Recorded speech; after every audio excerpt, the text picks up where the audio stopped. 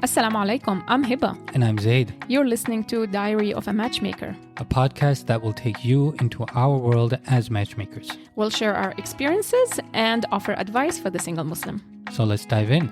Bismillah.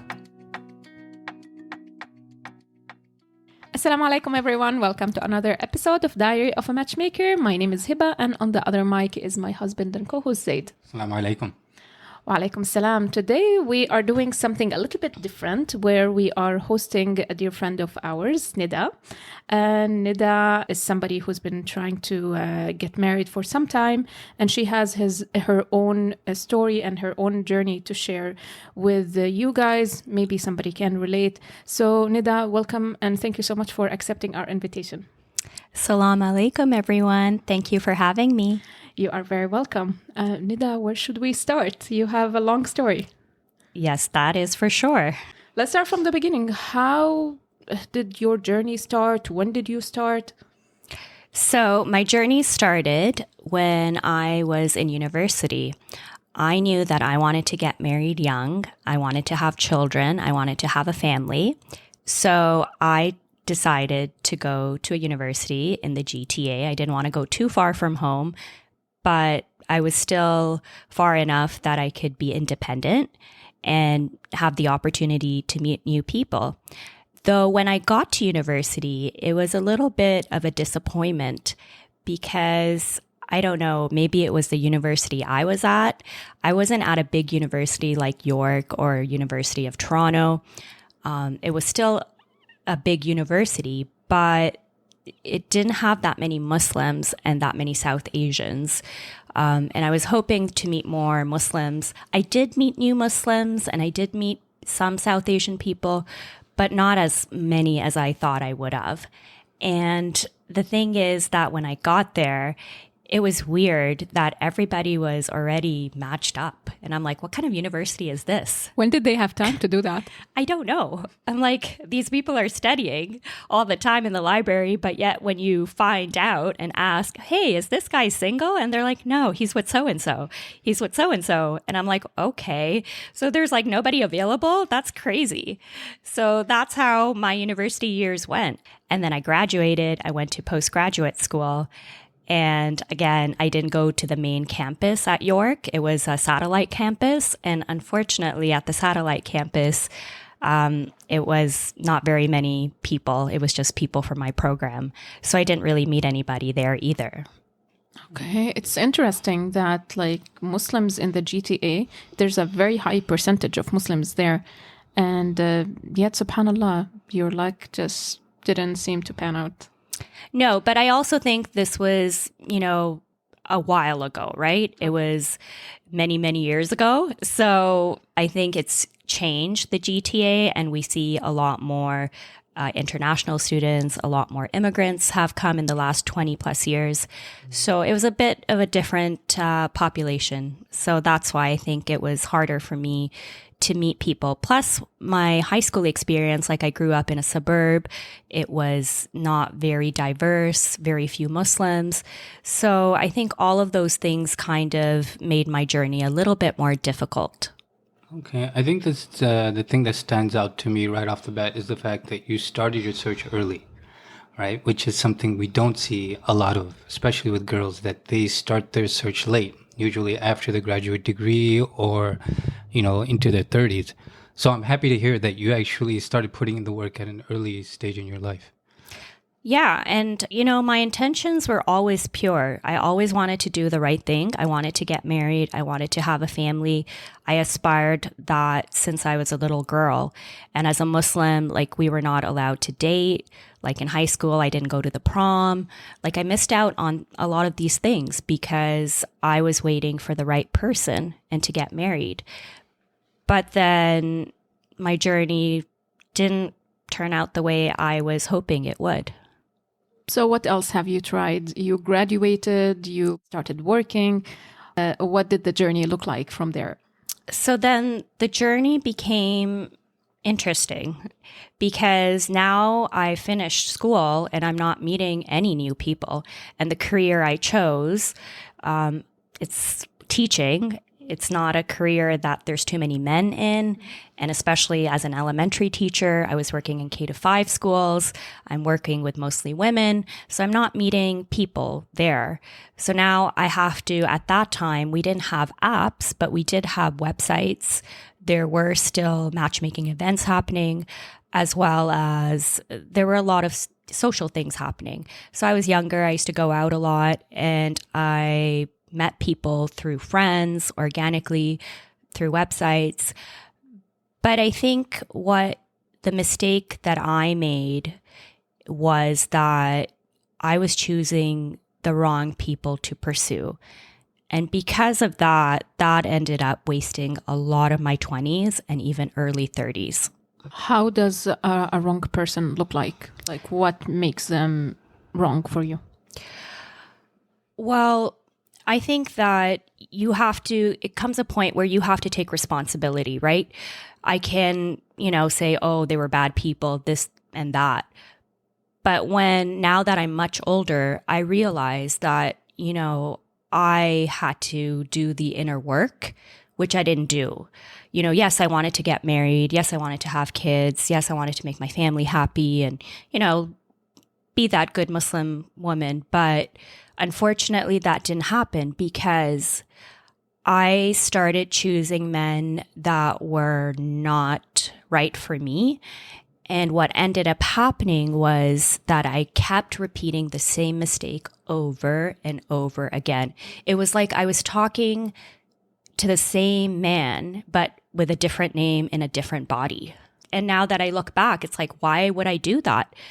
But it's much deeper than that. And I've realized that I needed to do the inner work. There was a lot of trauma, I think, that I went through in the past. There was a lot of, I think I struggled with my self-esteem. I feel like girls, especially in the South Asian culture, they're really like criticized. Like I remember as a child, I had relatives say, oh, you're chubby. Oh, your teeth are crooked. Oh, your nose is too wide. So those things are very hurtful and they really affect you. And then deep down, like you feel like you're not good enough. And you feel like, then maybe I don't really deserve love. And then that's what was happening, was that I was struggling with low self-esteem in my teens and my 20s. And I didn't know who I was as a person. And then I think those men saw that. They saw that I was a weak person, because a lot of those men, they ended up, some of them were quite abusive, verbally, emotionally, in some case, even physically. So, going through that, and it's like, why would you keep finding the same type of man over and over again?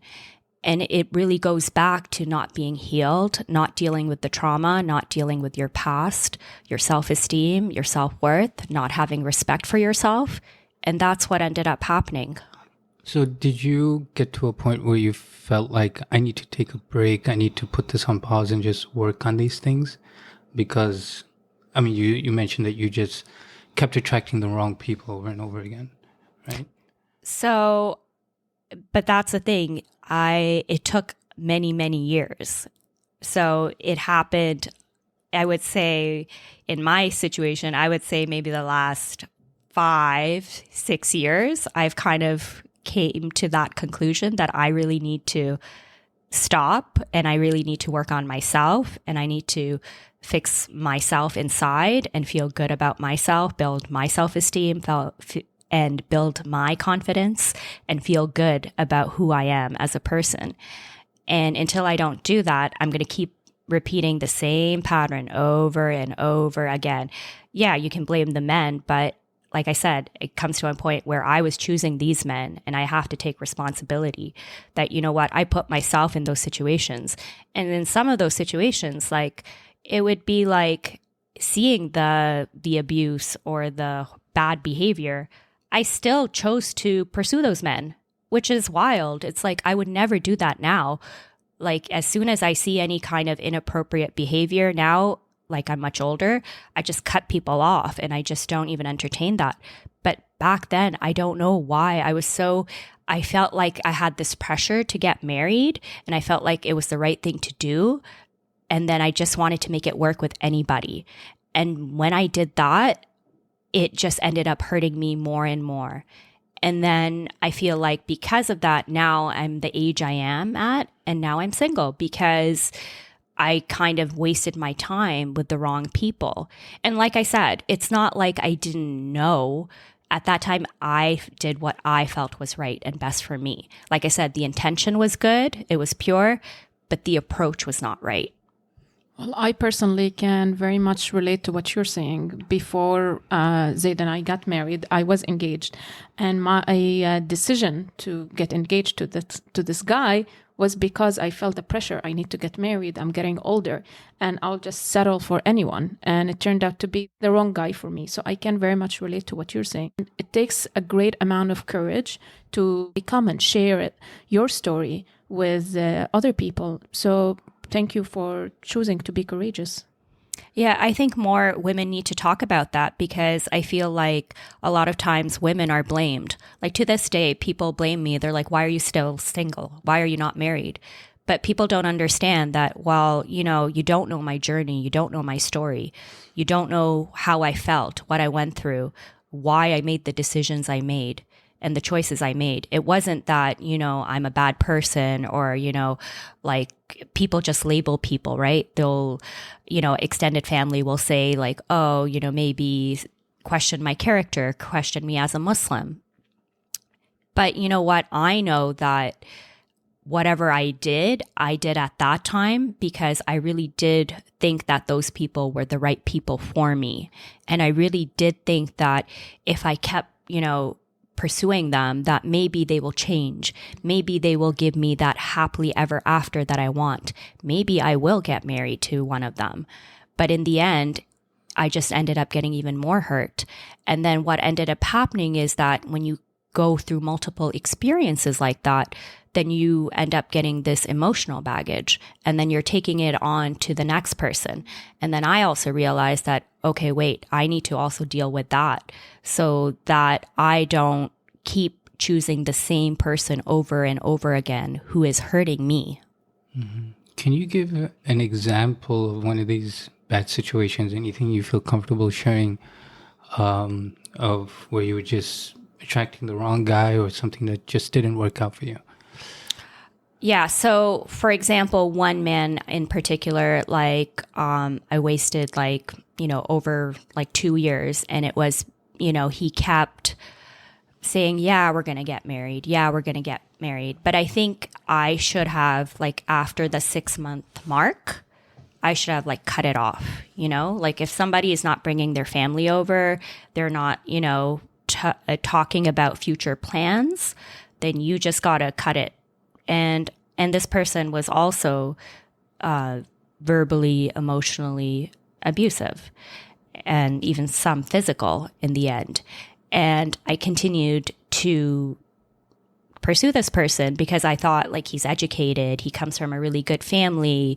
His family's well-to-do. They're well-respected in the community. He himself is well-to-do and established and he's well-spoken. You would never even think if you saw this man that he was the way he was. And it's just crazy that I just kept thinking and hoping that things will get better. And when we get married, I'll have that happily ever after. But then I realized, after a few years passed that this man is never going to marry me. This man is wasting my time and I need to walk away from this. And I did that. And I'm proud that I did that. If you're overwhelmed and burdened and just don't know where to seek help, let us help you. We can be your personal matchmakers. Visit us at halalmatch.ca and book a free call with us. I took some time, for myself, but then it's like I said earlier, the patterns kept repeating. Even though I was in that situation, I just found somebody even worse than that. It's how do you go from worse to worse to worse? And then in this situation, I think what ended up happening was, sadly, my middle sister, she passed away, and that was very, very difficult. So I would say that time that happened, that was around 2015. It was very unexpected and sudden news that she passed away. She was not sick or anything. And to this day, we don't know what happened to her.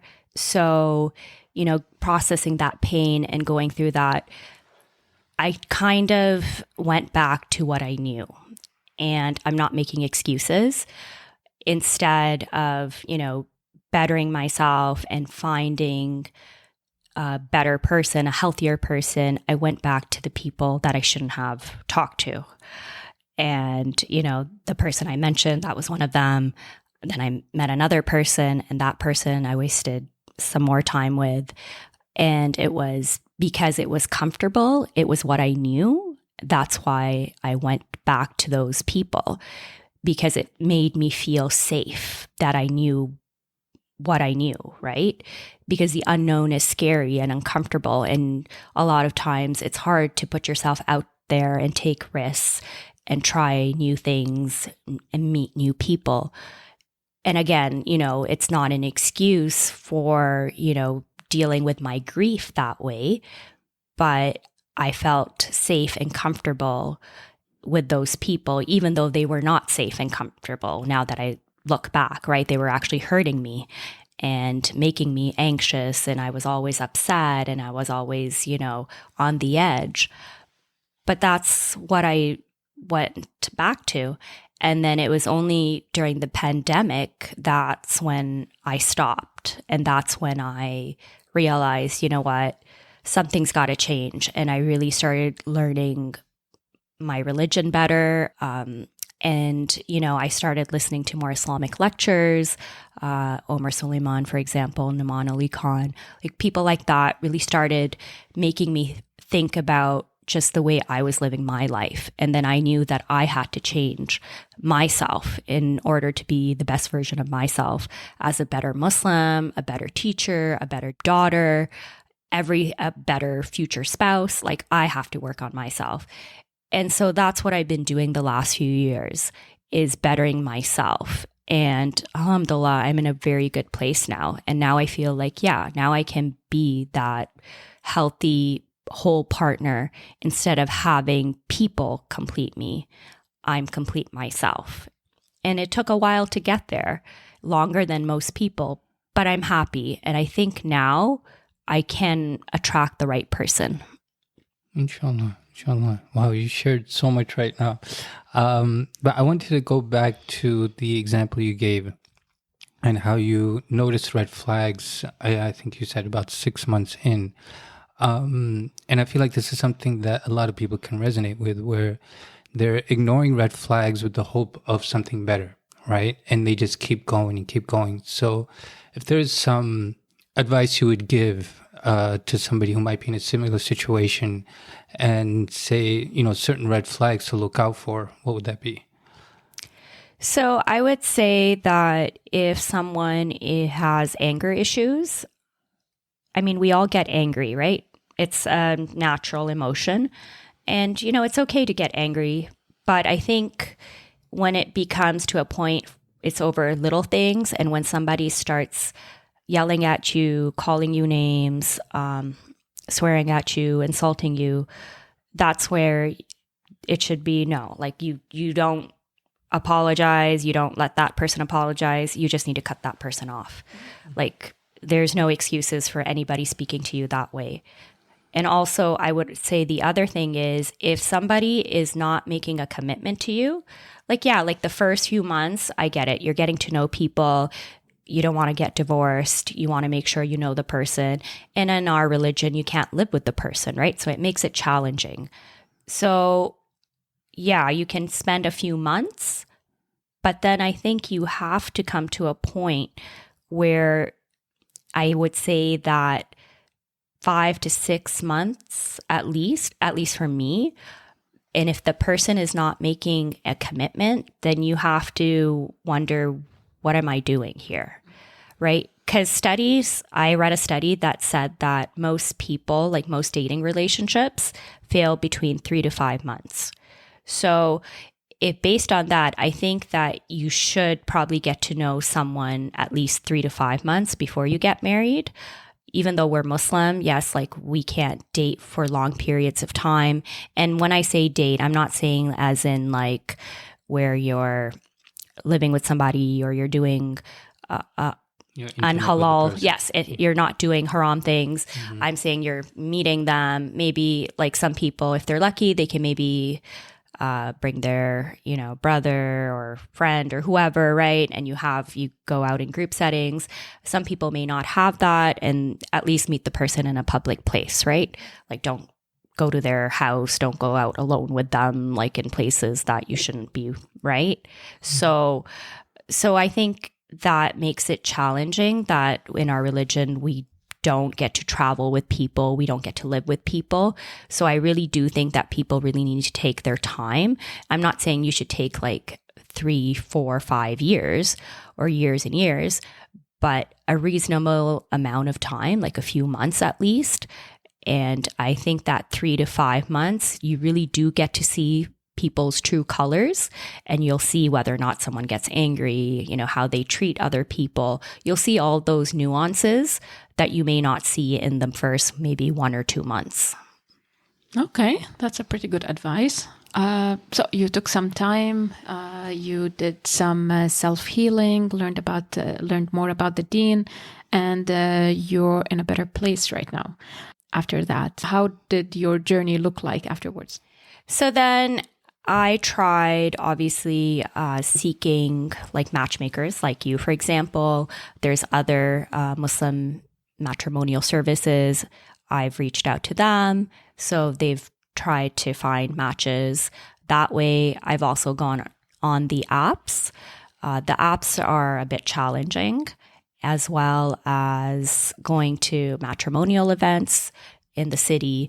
In Toronto, there's a lot of events always happening, right? Whether it's like through a big organization or whether it's through somebody small. So there's always opportunities to meet people. So those are some of the things I've been doing to meet my other half. And what are you seeing? Well, I mean, the reality is it's tough, and especially when you're over a particular age, right? Once you're over 30 plus, especially for women, it gets very challenging, right? Unfortunately, a lot of men in our community, even though they might be in their 30s and 40s, they still want women who are in their 20s or even early 30s. That would be the most that they would want to see, right? Like they don't want to go for women who are in their 40s or late 30s. And it shouldn't be that way. And I get it, like people want to have children and people are worried about that. But with technology and science, that shouldn't be really a concern. You should really focus on the person and see whether you're compatible in terms of goals and values and beliefs and how you get along, right? And it shouldn't be about age, but unfortunately in our community, ageism is a huge, huge issue. And I see that with a lot of the matchmakers, right? Like they'll post profiles, but then the man might be 40, but then he's looking for somebody who's under 32, right? So that makes it really challenging. So that is a big challenge. I think also the matrimonial events, they're challenging as well. And I know in one of your podcasts, you talked about how a lot of times people will go to those events because they've exhausted every avenue and it's like really, really feeling that desperation. And like, I don't want to make it seem like only desperate people go to matrimonial events, but it is a great opportunity to meet people. And there are, I'm sure, some people who found their matches. But from my experience, what I found was like, unfortunately, there's always way too many women, not enough men, especially not enough older men. And the older men, a lot of them are, divorced. They may have multiple children. They haven't kept themselves well. So, you may not be necessarily find that chemistry and compatibility with them. And it's not being mean or anything like that. I mean, everyone has the right to go to these events. But I think if you're looking for something very specific, it makes it challenging because anybody can show up. And unfortunately, what I've seen is it's mostly women showing up to these events. And there's not a lot of vetting, if any, involved. And I think a lot of times people are just window shopping, like Zaid, you said the other day. So it's true that you see maybe a lot of people on the apps or in the events, but a lot of them are just window shopping. They're not serious, and you end up wasting your time. Yeah, I found that too, even at the event. Some of the guys, and one of them, it was crazy. He's like, I'm just here because my friend wanted me to come. I just drove him here. So I'm like, then why did you come inside? He's like, because my friend's here. I'm like, okay. And he's like, yeah, I don't really need to come to these events. I can just meet girls in the club. I'm like, okay, all right. You're at a Muslim matrimonial event. And you're telling me you can meet girls in the club. So interesting. Yeah. So, people like that. And then there was this other man, and he's like, yeah, I really don't want to get married. And I'm like, why are you here then? Like, why? How? You're wasting people's time. Just checking out girls, I guess. Exactly, right? Like, that's what I felt like a lot of these events were, especially the events from this app, which I'm not going to say their name, but they've been doing a lot of big events in different cities. And, everybody is like, oh, wow, they're doing this event and there's going to be so many people. Yeah, the place was rammed with people. But not everybody was looking for marriage, and not everybody was up to par in terms of standards, right? They maybe need to work on themselves and before they come to these events. Also, to add to that, I'm assuming that a lot of these matrimonial events are just modeling speed dating, right? Yes, that's right. Yeah, and that's a huge problem too, because it just becomes a big fish market. So like Hiba just said, there's no vetting, no screening happening. Everybody just rammed into a room. So anybody listening, if you are seeking a spouse and you are looking for matrimonial events, try to find ones where there is a balanced ratio, where there is some degree of screening happening for these events, and hopefully you'll find maybe a higher degree of success at one of these events. Yeah, definitely. I think that there needs to be a process, and the ratio is like a huge problem at these events. There's way too many women, not enough men. And then you're feeling like you're on an episode of The Bachelor, and there might be one or two guys who might be like in real life, they're okay, but like everybody's like going towards them. And there's like a lineup of women trying to talk to these men, which is insane. But that's just how the nature of the events become because of the lack of vetting process, as well as not putting the effort in making sure there's an equal ratio of men and women. What would you say to a girl in her mid-20s, maybe early 30s, who's maybe not very serious right now? I would say that if you really do want to get married and have children, that you should start in your 20s, even your early 20s, even if you're in school. I think it's a great time to meet people. Obviously, if you don't know yourself and if you've gone through trauma or any other experiences, perhaps maybe you need to work on your healing first. I encourage people to talk to somebody, whether it's at your mosque, a therapist, coaching, teacher, professor, whoever, right? A close friend, just making sure that you know who you are, making sure that you know what you want in life. And both of you actually talk about this a lot, that a lot of people don't know what they're looking for. They'll say they want to get married, but they don't know what does that mean?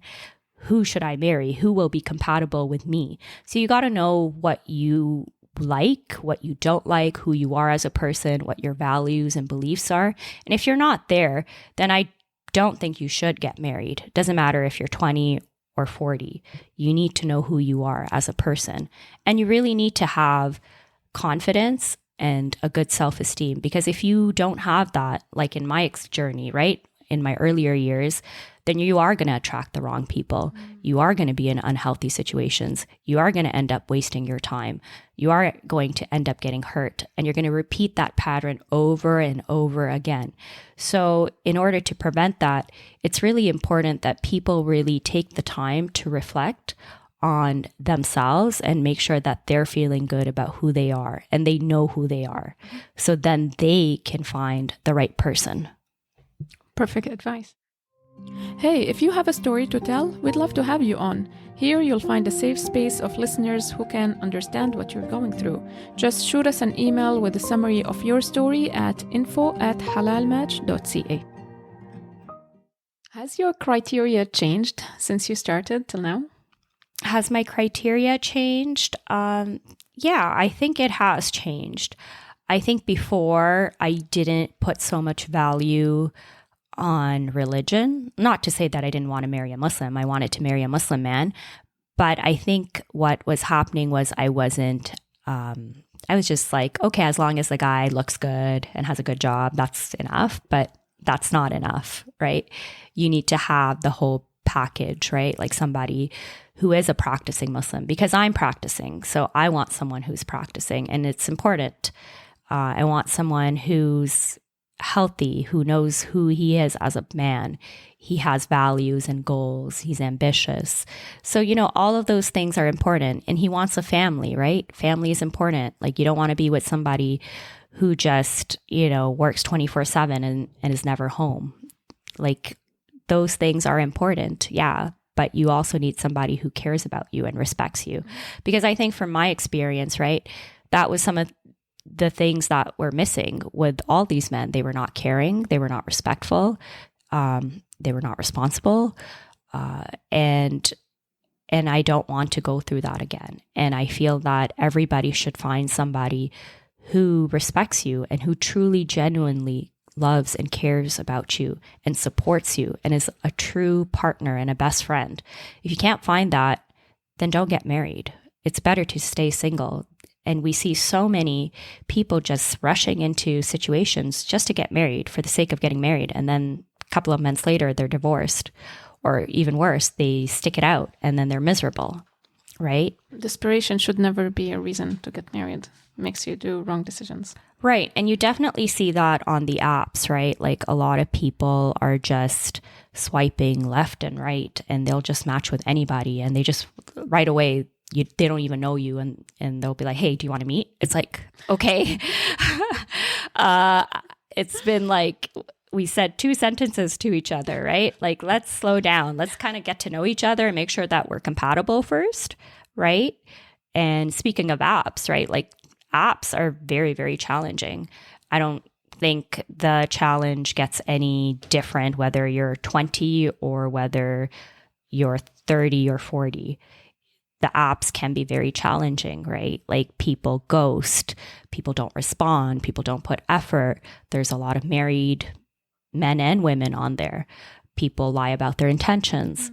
So, you gotta, again, that goes back to knowing who you are as a person, so that, like, if something doesn't feel right or look right or sound right, you can just be like, you know what, I'm sorry, this isn't a good fit. Good luck, goodbye. Rather than wasting your time and hoping that the match is the one. So I think that definitely has changed for me. Like, if I see any inappropriate behavior, any inappropriate comments, or if I see a lack of effort, and especially people who ghost, like if they ghost, then I just unmatch them. I don't message them. In the past, like, I would be very adamant to trying to make things work with people, even though it wasn't working. Now it's like, as soon as I see any red flags or I see problematic behavior, I'm like, you know what?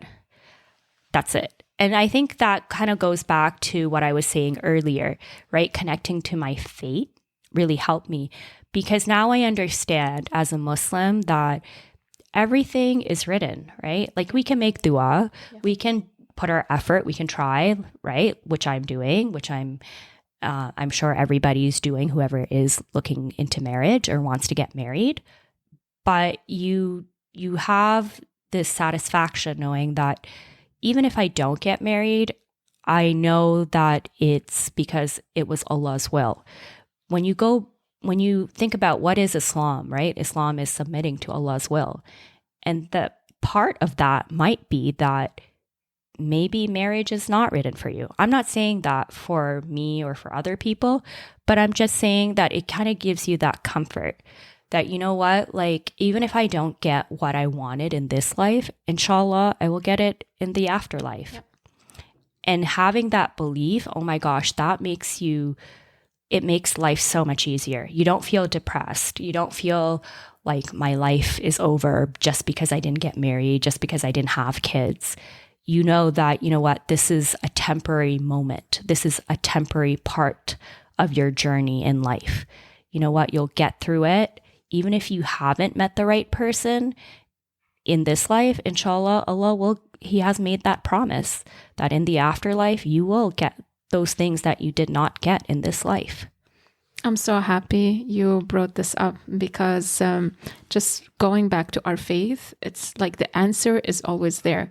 So everyone gets tested in a different way. Some people get tested with marriage, where they end up with an abusive person or abusive children. Some get tested by not getting married. Some get tested with, illness or passing of somebody.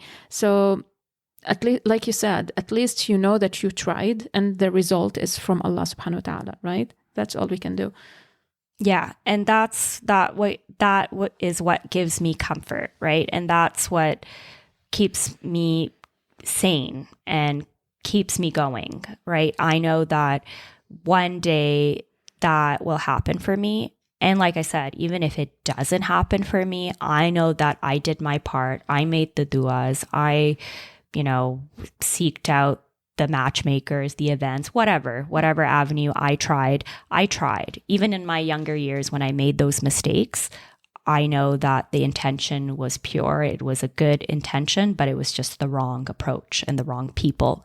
So moving forward, I think I want people to take away is that don't give up, don't lose hope.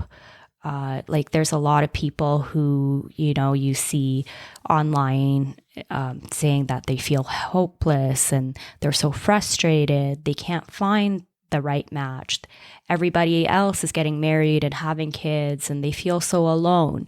You're never alone. You have Allah and you should be grateful for all the blessings you have. And especially in this part of the world, if you're living in North America, we're so lucky. Most of us have like a home, we have food, we have jobs, we have family and friends. Our life is full. Yeah, it may not be exactly what you pictured it, but you know what? It's better than a lot of people right now. Nida, you want to share anything before we say goodbye? Yeah, like I said, to never give up on yourself. Keep going, keep trying. Seek out different avenues. I think that's something important. And I always tell that to everybody. Like if you have a matchmaker, great. But, don't just stick to one matchmaker, right? 100%. Find other matchmakers. Even the apps, yes, there's a lot of negative experiences on the apps, but there have been people who have met someone from the apps and gotten married, right?